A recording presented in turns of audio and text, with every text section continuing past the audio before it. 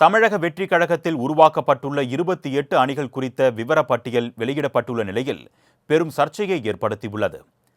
தமிழ் சினிமாவின் முன்னணி நடிகராக பல வெற்றி படங்களை கொடுத்துள்ள விஜய் கடந்த ஆண்டு தமிழக வெற்றிக் கழகம் என்ற புதிய கட்சியை தொடங்கினார். இதனிடையே தற்பொழுது விஜய் கட்சியின் அணிகள் தொடர்பான அறிவிப்பை வெளியிட்டிருந்தார்.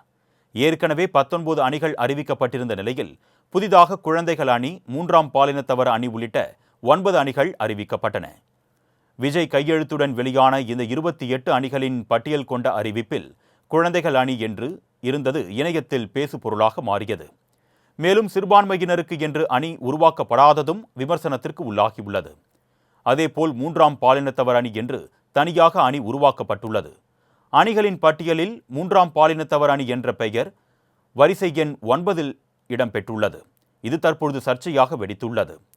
இது திட்டமிட்டு செய்யப்பட்டதா அல்லது எதேர்ச்சையாக நடைபெற்றதா என்ற கேள்விகள் எழுப்பப்பட்டு வரும் நிலையில் திருநர் இயக்க செயற்பாட்டாளர் லிவிங் ஸ்மைல் வித்யா என்பவர் தனது எக்ஸ் பக்கத்தில் இன்னும் எத்தனை நூற்றாண்டுகள்தான் இந்த 9 என்னும் இழிவை நாங்கள் தூக்கி சுமக்க வேண்டும் என்று ஆதங்கத்தை வெளிப்படுத்தியுள்ளார்.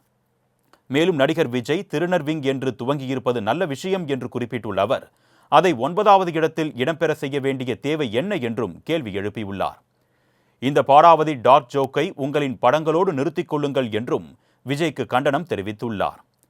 குழந்தைகளை வைத்து அணி உருவாக்கப்படுமா என்று இணையத்தில் விமர்சனம் எழுந்துள்ள நிலையில் குழந்தைகள் நலன் மற்றும் பாதுகாப்புக்காக உருவாக்கப்பட்டுள்ள அணியில் 18 வயது நிரம்பியவர்கள் மட்டுமே அணியில் உறுப்பினர்களாக செயல்படுவார்கள் என்றும் தமிழக வெற்றிக் கழகம் தரப்பில் விளக்கம் அளிக்கப்பட்டுள்ளது.